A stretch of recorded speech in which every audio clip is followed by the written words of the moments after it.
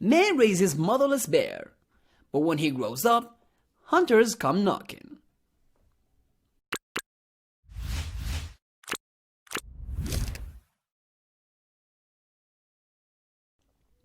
Suddenly the phone rang, and he answered it. He heard the words and his heart dropped. Without a moment's hesitation, he pulled on his coat and raced out to the door into the frigid Russian evening. Every minute counted. He only hoped he wasn't too late. It was going to be a long hunting season for the Panteleyenkos. Yuri and Svetlana Panteleyenko were an ordinary couple living in Russia. They had no children, but still longed to have a baby to care for as their own. But Yuri and Svetlana had no idea what was in store for them when they decided to adopt a rather unusual pet, and a dangerous one at that. When the Panteleyenkos got the call from a friend, it changed their lives forever. Rostislav, a close friend of Yuri's, had visited a local circus with some friends and had made an unsettling discovery. But Rostislav knew one eccentric couple who might just be able to help. So he got on the phone immediately. The Panteleyenkos had expected their interest in adopting a pet, but this particular animal was not exactly what they had in mind. The bear cub huddled in a corner of the circus, alone. His littermates were jostling for tidbits, but this little bear cub didn't stand a chance. He decided to feed the animals with bread, but one cub was not even allowed to approach the crumbs. He was beaten and shoved by the other cubs, Svetlana says. So he sat in the corner, the skinniest and most downtrodden of them all. Then what the cub did next melted Svetlana's heart. The cub saw my husband and ran to him, stuck to his earlobe, and began to rub himself on him, Svetlana says. That's when he realizes that when he had to save the cub and took him with us. And that's exactly what they did. But little did they know that soon hunters would be knocking on the door. After approaching the owner of the circus, they learned the cub's tale. The little bear cub's mother had been shot by poachers, leaving him to fend for himself. Elk hunters had found him, and his siblings abandoned in the woods, starving and alone. But what to do with them? The hunters then decided to take them to the circus that happened to be in town, but that proved to be an extremely misguided choice.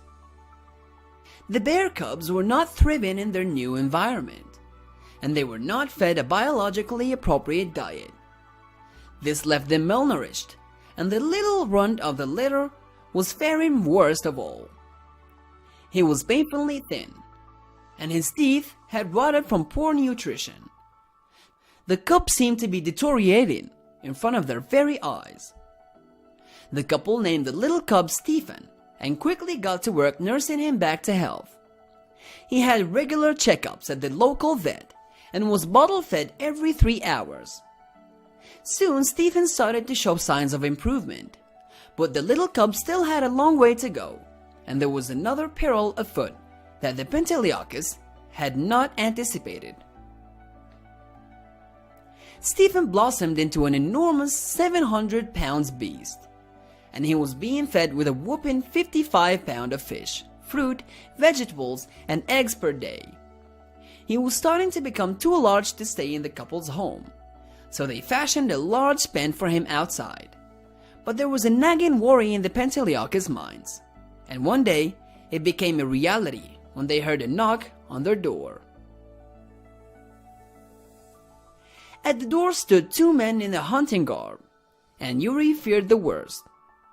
Had Stephen gotten out of the pen, it was hunting season, and he feared that Stephen had escaped and was in the wrong place at the wrong time. He looked at the pair of hunters and his heart dropped into his stomach. As the pair spoke, Yuri hardly heard a word they said. They introduced themselves as Ernest and Alexander, but Yuri's heart was in such anguish that he could not register their names. He had grown attached to his pet bear and would be devastated if something had happened to him. His mind spun with the worst scenarios. The worst being that Stefan had escaped and attacked a local. He was a wild animal after all. Alexander then said something unexpected. These two were in fact the very ones who had taken pity and rescued Stephen from certain death in the woods. The circus had made its way back into town, and the hunters had wanted to check on the bear that they had placed in their care. Then they were told by the circus owner that the bear was now with its Panteleyenkos, so they immediately looked up the address to see Stephen for themselves. Yuri breathed a sigh of relief and called Svetlana. Then they told the hunters how Stephen and his little mates had been ill-treated by the circus, and their guests listened, aghast. The other cubs had also been rehomed thanks to the intervention and circus goers, who could see clearly that they were not being taken care of properly. It had been a full year since Stephen's saviors had seen him, so they were eager to meet him. Yuri led the way, and when Alexander and Iris saw Stephen, they could not believe their eyes. The bear was colossal, dwarfing his keepers. One sweep from his powerful claws would be the end of a human. But thankfully Stephen was nothing but an accepting and docile bear. Svetlana then told the pair how he loved to be hugged and petted by his humans, and he even ate dinner with them at the table. Stephen had also a rigorous grooming schedule, and his owners tackled the mammoth task of brushing and bathing him regularly, just like they would a dog. And with dedicated training, the bear had also become an internet and print sensation, modeling for photo shoots and starring in blockbuster movies. He has a sweet and gentle nature and adores people, even children. Now 23 years later, the Panteleyenkos say that Stephen is more docile than ever, and they have every confidence that he would never hurt a fly. We do not train him, but instead educate him on how to play, says Svetlana. For 23 years, we have not had a single case where he roared or rushed at us. When Svetlana and Yuri finally decided to tie the knot, it was only fitting that the bear they had raised was a part of the special day, too. Professional photographers captured the bear proceeding over the marriage, and they make for the breathtaking viewing. Stephen's Instagram and Twitter pages were flooded with comments. Nobody could believe how domesticated the bear had become, but the couple has received criticism too. There has been a wave of dissent and anger over the domesticated bear, and some people have gone as far as saying that the Panteleyenkos are lying about rescuing Stephen from a circus, and say it's far more likely that he was stolen by the couple from the woods when he was at a cub. But the couple resolutely believes that they are giving Stephen the best life possible. Lisa Wathen is another skeptic.